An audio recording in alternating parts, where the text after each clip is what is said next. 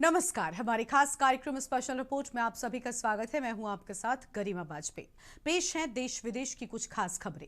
सबसे पहले बात गाजियाबाद के पासपोर्ट वाले फर्जीवाड़े की। सीएम योगी की सहानुभूति से कानपुर की मूक बधिर बेटी खुशी की लौटी मुस्कान की। और चलते चलते बात बलूच लिबरेशन आर्मी यानी BLA के ऑपरेशन हेरोफ 2.0 की। तो चलिए अब खबरों में चलते हैं विस्तार से।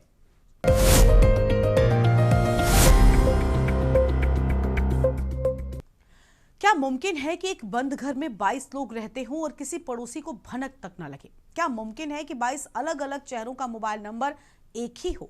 गाजियाबाद में जो हुआ उसने देश की आंतरिक सुरक्षा में सेंध लगा दी है। डाकिया आया, घंटी बजाई, लेकिन घर खाली था, फिर भी पासपोर्ट डिलीवर हो गया। हमारे स्पेशल रिपोर्ट पासपोर्ट वाला फर्जीवाड़ा एक्सप्रेस देखिए। गाजियाबाद का वो इलाका जहां सन्नाटा पसरा है, लेकिन कागजों पर यहां भारी भीड़ है। दिल्ली पासपोर्ट ऑफिस को एक अलर्ट मिला। शक की सुई तब घूमी जब सिस्टम ने पकड़ा कि एक ही मोबाइल नंबर से बार बार आवेदन हो रहे हैं। जब फाइलें खंगाली गईं तो पता चला कि एक ही पते पर 22 पासपोर्ट जारी हो चुके हैं। कैसे होता था ये? फर्जी दस्तावेज, जाली रेंट एग्रीमेंट और ID,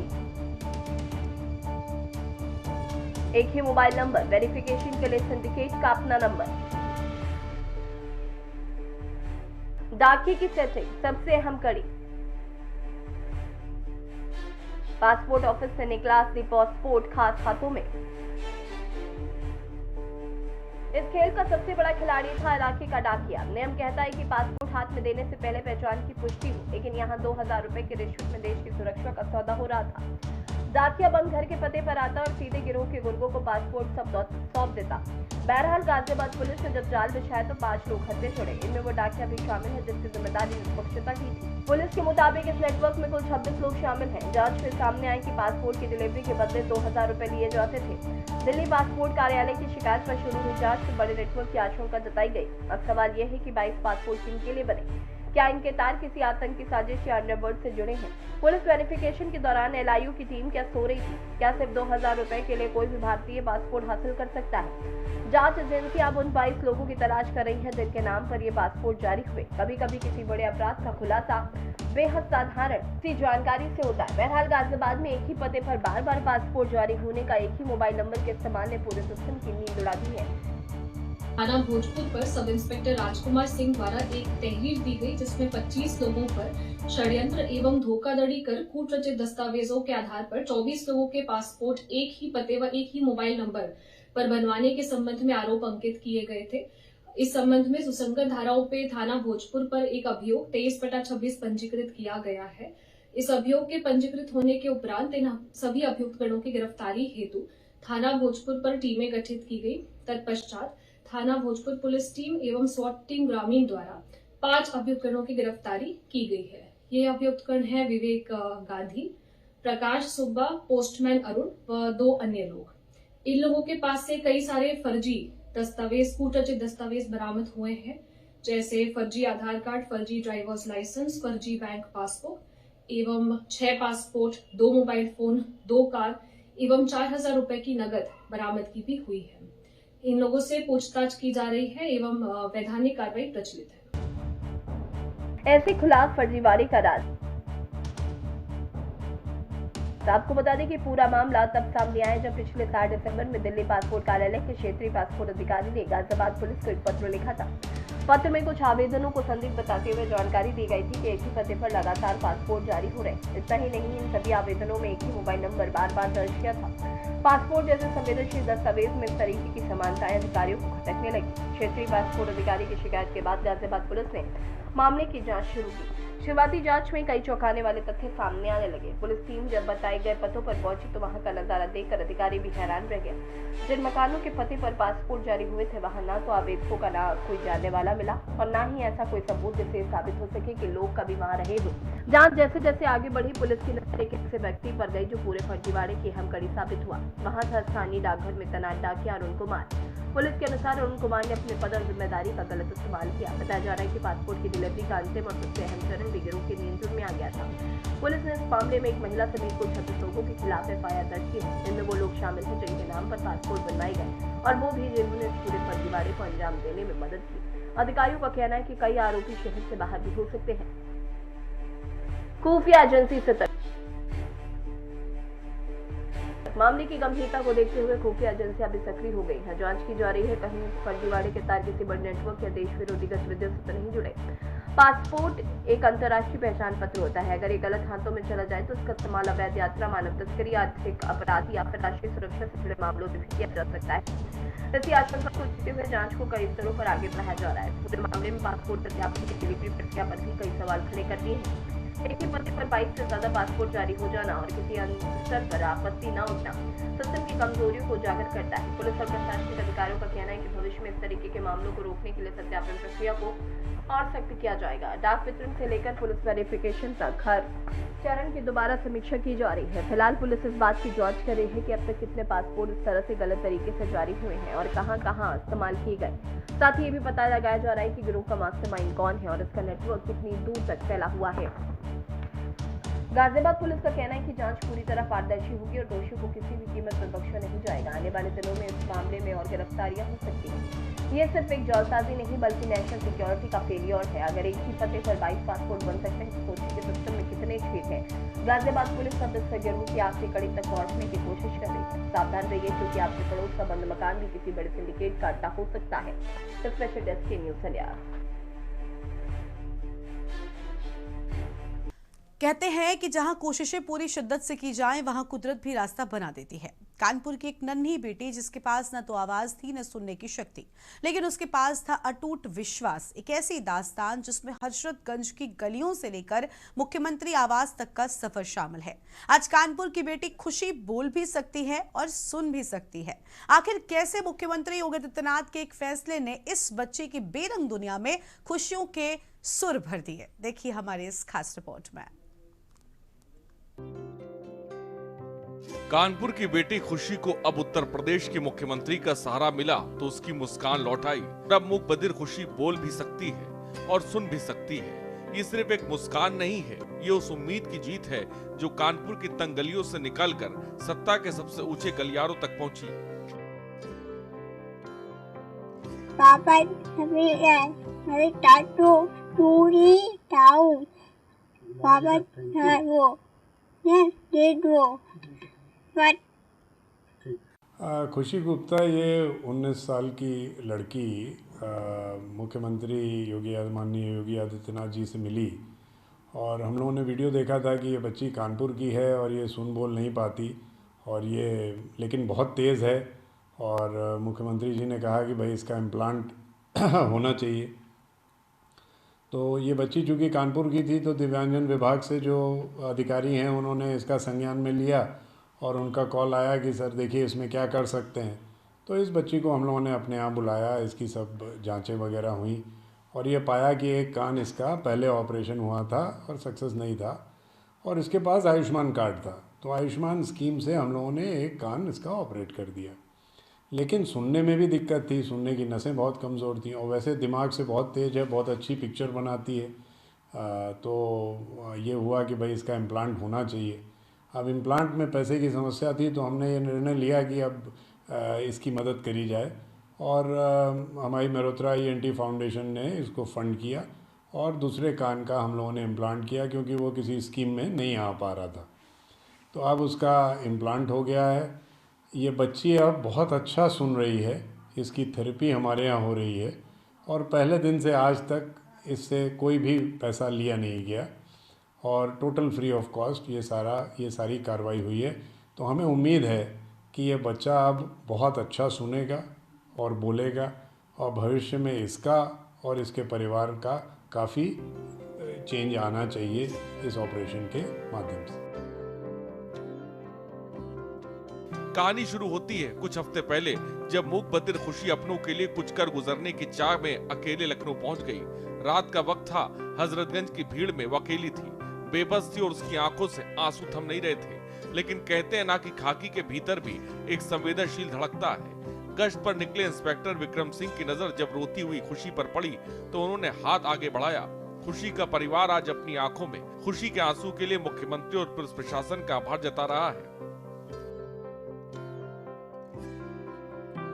मैं 26 नवंबर को कार्यालय से फ़ोन आया था मेरे पास 24 तारीख को और फिर आपने मुख्यमंत्री जी ने बुलाया तो मैं 26 तारीख को बाबा जी से मिलने गए थे, मुख्यमंत्री जी से कार्यालय में।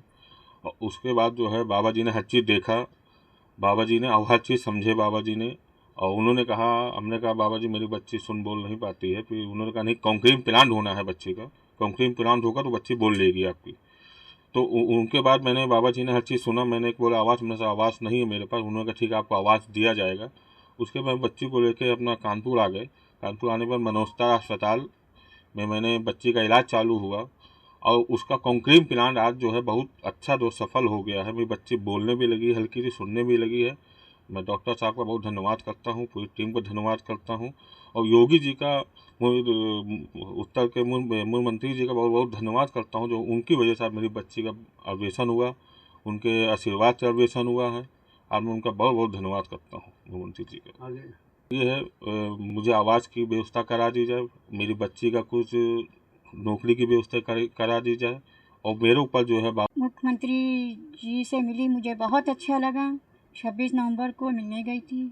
आज फ़ोन आया था मेरे पास कि आपको योगी जी ने बुलाया है, मुख्यमंत्री के परिवार सहित बुलाया है। हम लोग गए वहाँ पे, उनसे मिले, उनसे मिलकर बहुत अच्छा लगा और बच्ची के बारे में बताया कि ये बोल नहीं सुन पाती है। तो बाबा जी ने कहा कोई बात नहीं है। योगी जी ने कहा मैं इसका इलाज करवाऊँगा। कॉम्प्लांट का एक इलाज होता है जो मुझे भी नहीं पता था ये क्या है, तो उन्होंने बताया, उन्हीं से पता लगा कि ये चीज़ भी होती है, इलाज के बच्चे बोलने लगते हैं। तो उन्होंने कहा इसका कॉम्प्लांट का इलाज होगा और मैं करवाऊँगा। करवाने के लिए दिलासा दिया। फिर हम वहाँ पे बताया तो कहने हम लोगों को जो है पूरे परिवार को कहा कि आप चिंता ना करें। हमने पूछी कि घर निवास है आपके पास, मैंने कहा नहीं हम किराए पे रहते हैं। बाबा जी कहने लगे परेशान न हो, हम आपको निवास भी दिलाएंगे, बच्ची का इलाज तो करवाएंगे, उसके बाद आपको निवास दिलाएंगे। और चारों लोगों को कहा कि आप परेशान मत होइए, बच्चे के पढ़ाई का भी देखेंगे। बच्ची के ऊपर सिर पे हाथ रखा, आप चिंता मत करो, ये बच्ची अब मेरी है। फिर उसके बाद बाबा जी ने कहा कि मैं इस बच्चे को वहाँ भेजूँगा अस्पताल। उसके बाद भेजने के बाद आए हम लोग मल्होत्रा रोहित हॉस्पिटल। आने के बाद उन्होंने ऑपरेशन किया। पहले एक कान का डॉक्टर साहब ने, वो भी बहुत अच्छा ऑपरेशन गया। दूसरा भी ऑपरेशन किया और कॉम्प्लांट लगा किया। ऑपरेशन करने के बाद मेरी बच्ची थोड़ा बोल रही है और डॉक्टर साहब का और उनकी पूरी टीम का धन्यवाद करती हूँ। योगी जी का भी धन्यवाद करती हूँ। बाबा से कहती हूँ इतने ही मेरे बच्चे पे सर पे हाथ रखते रहना। और हम लोगों की वजह से मेरा बच्चा बोल रहा है। मुझे जो कभी उम्मीद नहीं थी, तो योगी जी ने आज वो उस चीज़ को मुझे जो है एहसास दिलाया कि कभी हिम्मत मत हारना, वो भी पूरी होती है। जो मेरे बच्चे में कभी मैं तो निराश हो गई थी। मैं बच्ची कभी इलाज नहीं करा, जितनी क्षमता थी उतनी तो कराई। उसके बाद मेरी क्षमा नहीं थी कि मैं इसका इलाज करा पाऊँ। बातचीत की कोशिश हुई तो पता चला कि खुशी ना बोल सकती है ना ही सुन सकती है। वो बस मुख्यमंत्री से मिलना चाहती थी। इंस्पेक्टर ने न सिर्फ उसे सहारा दिया बल्कि उसकी आवाज बनने की ठान ली। जब मामला मुख्यमंत्री योगी आदित्यनाथ तक पहुंचा तो उन्होंने बिना देर किए इस बेटी को अपने पास बुलाया। सीएम ने खुशी की आपबीती सुनी और तुरंत बेहतर इलाज के निर्देश दिए। सरकारी तंत्र हरकत में आया और इलाज शुरू हुआ और आज चमत्कार सबके सामने है। जो बच्ची कभी खामोश थी, आज उसके होठों पर शब्द है।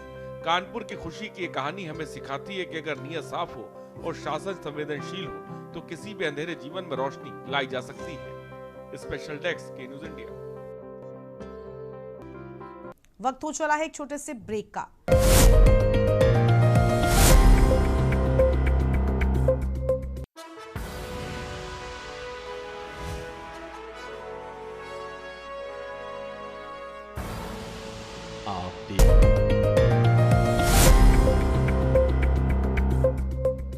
पाकिस्तान इस वक्त एक ऐसे तूफान से घिरा है जिसने रावलपिंडी से लेकर इस्लामाबाद तक की नींद उड़ा दी है। बलोच लिबरेशन आर्मी यानी BLA ने ऑपरेशन हेरोफ 2.0 के जरिए पाकिस्तान के सबसे बड़े प्रांत बलूचिस्तान को मुल्क के बाकी हिस्सों से काट दिया है। एक ही रात में 10 से ज्यादा जिलों में हमले, दर्जनों फौजियों की मौत और CPEC प्रोजेक्ट्स पर मंडराता खतरा। क्या पाकिस्तान अपनी ही जमीन पर जंग हार रहा है? ये स्पेशल रिपोर्ट इसी खूनी खेल के नाम। क्या है ऑपरेशन हेरोफ? मूसा खैल, हाईवे पर ट्रकों को रोकना और पहचान का निशाना बनाना। कलात, पाकिस्तानी अर्धसैनिक बलों के कैंपों पर सीधा हमला। ग्वादर मस्तंग रेलवे ट्रैक को उड़ाना। बीएलए का मजीद ब्रिगेड इसमें शामिल है, जो सुसाइड मिशन के लिए जाना जाता है। उद्देश्य बलूचिस्तान के प्राकृतिक संसाधनों पर पाकिस्तान के कब्जे का विरोध करना। चीनी निवेश को रोकना सबसे अहम मकसद है। पाकिस्तान के बलूचिस्तान प्रांत में अलगाववादी संगठन बलूचिस्तान लिबरेशन आर्मी बीएलए ने एक बड़े हमला करके पाकिस्तानी सेना को हिला दिया। बीएलए ने एक साथ 14 शहरों में हमला बोला, जिसमें कम से कम 15 जवानों के मारे जाने की पुष्टि हो चुकी है, जबकि कई घायल हैं। कई जगहों पर पाकिस्तानी सुरक्षा कर्मियों के पोस्टर छोड़कर भागना पड़ा। सबसे प्रभावित बलूचिस्तान की राजधानी क्वेटा रही, जहां शहर के कई हिस्सों पर विद्रोहियों ने नियंत्रण कर लिया। ऑटोमेटिक हथियारों से लैस बीएलए लड़ाके शहर के अंदर देखे गए। ऐसा ही नजारा नुश्की, मस्तंग, कलात और दूसरे शहरों में भी देखने को मिला। पाकिस्तानी सुरक्षा बलों ने कहा कि हमलों की मजबूती से जवाब दिया गया, जिसमें 90 से ज्यादा चरमपंथी मारे गए, जबकि 15 जवानों ने जान गंवाई है। वहीं बीएलए ने पाकिस्तानी सुरक्षा बलों के 84 सदस्यों को मारे जाने का दावा किया। समूह ने कहा कि उसके लड़ाकों ने 14 शहरों में 48 अलग जगहों पर हमला किया। इन आंकड़ों की स्वतंत्र पुष्टि नहीं हो सकी। ये पहली बार नहीं है जब बलोच लड़ाकों ने पाकिस्तान की मुश्किलें बढ़ाई। इससे पहले भी वह कई बार बड़े हमले करके सेना को चुनौती देते रहे हैं, लेकिन इस बार हमलों का पैमाना और तैयारी कहीं ज्यादा व्यापक है। इसी वजह से ऑपरेशन हेरोफ 2.0 को अब तक का सबसे बड़ा हमला माना जा रहा है। हेरोफ नाम का असली मतलब क्या है? ऑपरेशन हेरोफ का नाम बलूची और ब्राहुई भाषा से आता है। यहाँ हेरोफ का अर्थ होता है काला तूफान। ये नाम अभियान की प्रकृति को पूरी तरह दर्शाता है। जैसे एक अंधेरा तूफान जो तेज हिंसा को विनाशकारी है। बलोच लड़ाके इस नाम को अपनी आजादी की लड़ाई का प्रतीक मानते हैं। उनके लिए हेरोफ उस तूफान की तरह जो पाकिस्तान के नियंत्रण को मिटाकर उनकी स्वतंत्रता की लड़ाई तेज करेगा। ये नाम पहली बार अगस्त 2024 में चलाए गए ऑपरेशन के पहले चरण में इस्तेमाल किया गया। अब जनवरी 2026 के अंत में शुरू हुआ दूसरा चरण यानी हेरोफ 2.0। ये सिर्फ आतंकी हमला नहीं बल्कि एक सुनियोजित युद्ध है। बीएलए के लड़ाकों ने खैबर पख्तूनख्वा से जोड़ने वाले रास्तों को बंद कर दिया। पाकिस्तानी मीडिया भले ही आंकड़ों में को छुपाए, लेकिन हकीकत यह है कि सेना के पास इस छापामार युद्ध का कोई जवाब नहीं है। बलोच विद्रोही अब पहाड़ों से निकलकर शहरों और सैन्य छावनियों के अंदर घुस रहे हैं। ऑपरेशन हेरोफ 2.0 के लिए यही समय क्यों? जैसा कि हमने बताया कि बलूचिस्तान लिबरेशन आर्मी ने इस हमले को ऑपरेशन हेरोफ फेज 2.0 का नाम दिया है। हेरोफ बलूची भाषा का शब्द है जिसका अर्थ है काला तूफान। काला तूफान बीएलए ने पहली बार अगस्त 2024 में ऑपरेशन हेरोफ लॉन्च किया था, जिसमें बलूचिस्तान के 12 जिलों में हमले किए गए थे। जानकारों का कहना है कि ऑपरेशन का समय जानबूझकर तय किया गया है। पाकिस्तान की लाचारी और अजीम नाकामी। बता दें कि पाकिस्तान एस्टेब्लिशमेंट इस वक्त दो तरफा मार झेल रही है। एक तरफ टीटीपी और दूसरी तरफ बीएलएआई। पाकिस्तानी सेना की इंटेलिजेंस विफलता इस कदर है कि सैकड़ों लड़ाके भारी हथियारों के साथ सड़कों पर घंटों कब्जा जमाए रहते हैं और सेना मुख्यालय सिर्फ बयान जारी करता है।